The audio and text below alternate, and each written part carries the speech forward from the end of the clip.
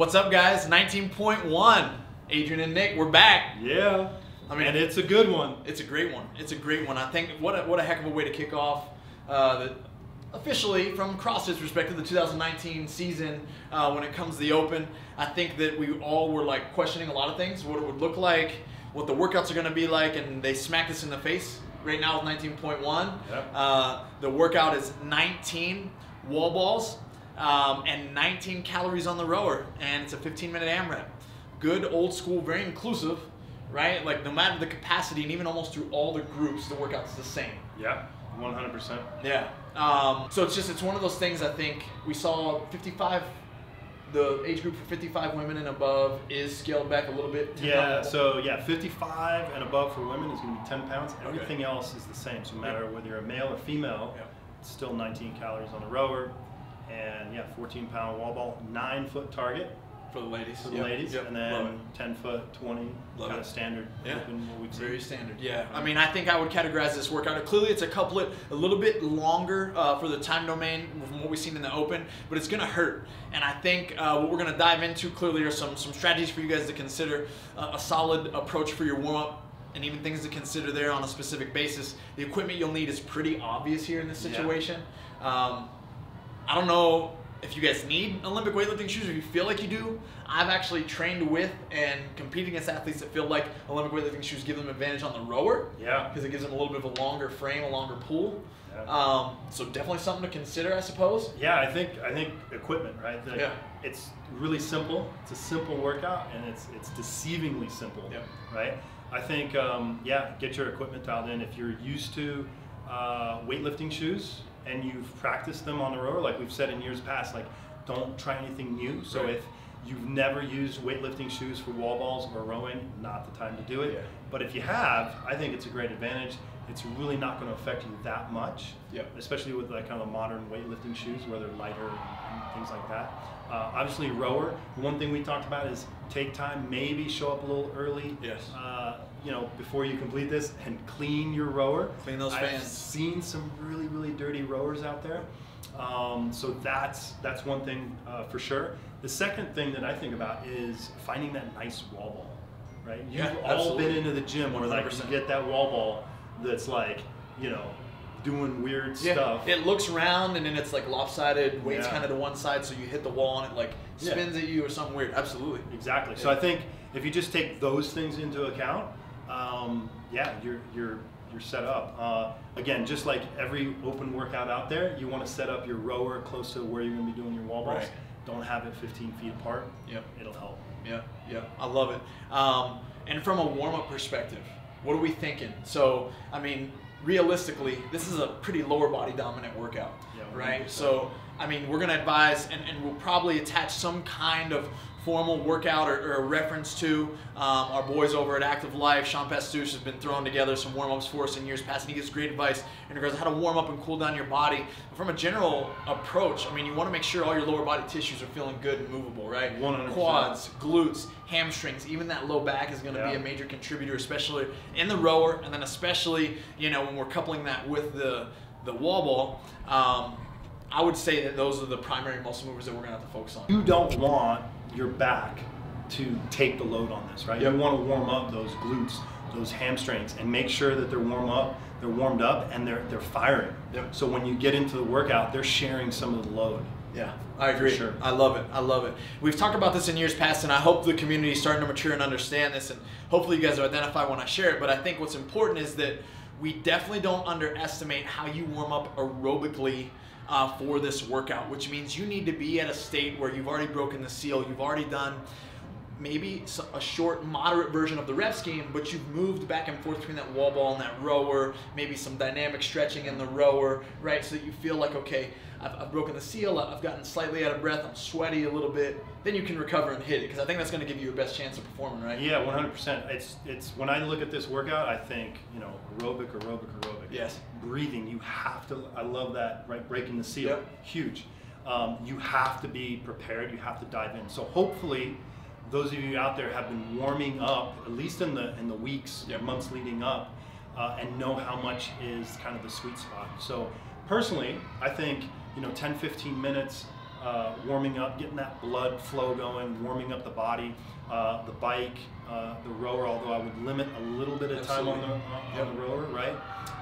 And then just, you know, bust into a bunch of accessories and kind of even dynamic movements that are going to focus on the glutes, hamstrings, things like that. You're going to want to spend some time just kind of opening up, activating some of the scaps, the lats, some of those pulling movements a little bit. Yeah, that's kind of what comes to mind for me. Love it. And I do think this is kind of like one of those under the rug tips, but like I think the shoulders are going to contribute more than we think naturally. Clearly I haven't done the workout yet. We haven't seen many brutes actually go through the workout yet, but when you consider the pulling that's happening on the rower and then clearly the pressing of the wall ball, over time as the legs fatigue, it's going to be even more demanding on the shoulders. So don't neglect that muscle group assuming that, oh, this is a lower body dominant workout, because you're gonna need those muscles down the road, especially as we start to reach fatigue and that burning sensation in the lower body. Yeah, 100%. And just like we've done in years past, the warm up we can post. That leads us into a little bit of pacing. So you mentioned shoulder fatigue, and I think that typically for honestly just shorter females, it tends to come up a little bit more often, or if you're just an athlete with a little bit lower tolerance for muscle endurance in the pushing, right? So don't forget about including that into your pacing strategy, because that's something that I think looking at this workout could be easily forgotten about. I agree.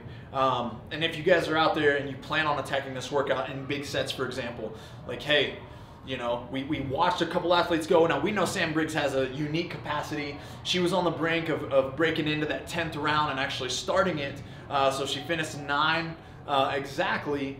We can assume that some higher capacity men are going to get into that 10th round.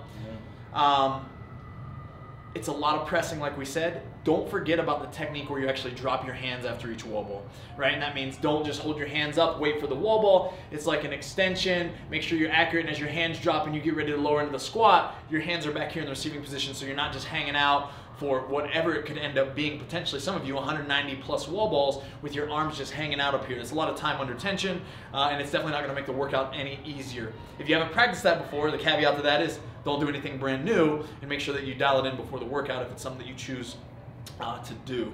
Lastly, on the warm-up, before we get too far into like strategies and where to put the rower and pacing, is I would encourage you guys to hop on that rower just for a short amount of time at a faster pace than you actually want to set in the workout, right? Get on there, be a little bit of aggressive for 10, 15 seconds. Now, I'm not talking all-out sprint pace, but I'm talking to grease the groove, get yourself really ready, and then those first few pulls in the workout are going to feel very casual. It'll feel more efficient that way, and even maybe play with some higher wall ball shots, right? It's kind of like that central nervous system warm-up where we're overstimulating our body, and then the work that we have to do or required to do will seem a little bit easier. That was just something that I like to do as an athlete, even almost for the mental side versus the physical side. Yeah, 100%. I think that's a fantastic suggestion. Either way, take this warm-up seriously. You have to. This workout is all about pacing and knowing your engine and your limiters, and a big part of that, like greasing the groove, is going to be warming up. And so it will make a difference. It will put points on the floor, on the leaderboard, right? I love it. Talking performance now. We're talking like in the heat of this workout, minutes 6 and beyond, like when it starts to get sucky. It's a rowing workout, right? It depends on who you are. Okay. I think. Let's talk about it. Yeah. I think it's 1919. So if you're really good at rowing, which typically goes well with an athlete who's good at wall balls, but they are a little bit different. So I look at regional muscle fatigue in the wall balls, right, and then I look at a breathing element in the rowing. So I would just say that know who you are first of all. If you are an aerobic enduring athlete, then you anchor it around the wall balls, right? Because the rowing, hopefully you guys know your paces. We're going to talk paces here in a little bit. And then vice versa, if you're a powerful athlete, right, where wall balls you can bust out big sets, things like that, you handle and tolerate regional muscle endurance, kind of that nasty feeling in the legs. If you tolerate that really well, then anchor and figure out your rowing paces, right? Now, for some of you, right, who are buying for one of these spots, these top 20 in the world, maybe it's in your country, then it's kind of this mixing of the both of them, right, and finding that sweet spot. Yeah, and I agree. I think that you know, from my perspective, as I look at this workout, I think it's really understanding the time that you're going to spend on that rower with the pace and intention that you set with, you know, what you're going to do. We'll have a pacing chart that's attached to this video. Yep. It'll either pop up somewhere. You guys will have a direct link to it. But I think that's really important. You guys strategizing for where you're at. And maybe this involves some experimentation before you actually dive in and do the workout, but knowing how long you want to be on that rower for 19 calories and then matching and aligning that with, is this sustainable? And time-wise, what's that give me for wall balls versus where I want to end up in the workout? Yeah. You know, and you always go back. Use the athletes that have gone already as an example. Sam Briggs being one of the higher capacity females that we'll see do this workout, almost getting into the 10th round. Like, see where she was at pacing-wise. Now, she was finishing. We timed her, right? Like, even her last round of wall balls, she was similar to a pace of like a 145, 500-meter split. Yeah. Her second to last rowing interval was about a 145, which is crazy. So we've got a chart here that we've been playing around with. So it's about 1,300 calories per hour is going to give you about a 145 pace, which, you know, we're looking about, you know, 54 seconds. Right, and that's for, I mean, you're talking Sam Briggs. We're talking Sam Briggs, the engine. Right. And so if you take that number, and we can dive into like other examples, but definitely reference the row chart that we're going to put up here, right? But just one thing to keep in mind is that calories don't operate the same way as meters, right? So the cool thing about calories is the faster you row, the less work you actually do. So the difference, I'm just going to throw out a couple numbers here. If you row a 130, right, for 19 calories, it's going to take you about 36 seconds, okay? Versus if you take, let's say 210, right? Let's say you row a 210, it's going to take you about 100 or a minute 24 seconds. So that's a big difference. Big chunk. So dialing in this pace, right? If you're a little too slow, you're giving up, you're having to do more work and you're going to give up time, right? Absolutely. Now, what happens if you're on the other side? If you're on the other side and you come out too hot, you're blown up, right? Then you get to the wall ball, or you don't get to the wall ball because you're waiting. You're in this position here, right? And you're delaying picking up the ball because you want to go unbroken, because you want to meet your expectations, but you're just feeling the fatigue. Then you're in a dark place too early in the workout to even recover, dig yourself out, and then all of a sudden your peers that you hope to beat or keep up with were just kind of moving around you and you're standing still. 100%. I think that is the key to understanding if you know, if you've executed this to your potential. That if you can transition, so every year we talk about the importance of transitions, right? And every year it becomes more and more important. So I would say to set this goal, and you can almost envision how it's going to flow, and it's going to flow. Where you row, you get off the rower, you go over, you pick up the wall ball, and you start. Right? And if you need to break up the wall balls, break them up, but limit that transition and that break time. And then from the wall balls, you go back to the rower. If you find yourself, like you were saying, hands on the knees, breathing, staring at that wall ball, right? Or like kind of being lazy about getting in that rower, I would say that you've probably come out a little too hard somewhere in the workout. Now, it's going to be, this is going to be a pretty cool workout because it is repeatable, and we'll get to that in a little bit. But I think in terms of strategy, you have to understand what you're good at and what you're not, and the thing that you're good at, dial that in, and then play with the other variable. There's only a couple, you know, wall balls and rowing. It's nasty. It's nasty, but it's simple. I really like it. I like the play on the numbers and how it's different. It makes it harder for us to strategize just a little bit. And I think from a strategizing standpoint as well, Nick talked about breaking up wall balls. It's okay to do that because, again, you've got to meet yourself where you're at. Now, if you're one of these people that's vying for a top 20 spot in the entire world, or you have envisioned to be at the top of your country, or heck, top of the leaderboard in your region, with whatever value they still carry,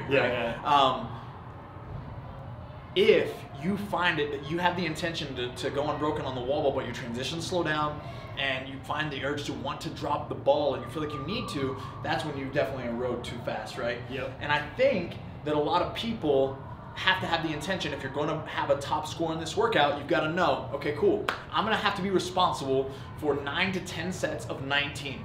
Is that doable for you under metabolic duress or under aerobic fatigue? And if it is, hold on to that ball and keep shooting that target. You know what I'm saying? And here's the thing: how many times, and I'll put this out there, in a set of wall balls, you put it down, and you could have done one more wall ball. Right, absolutely. Right? Yep.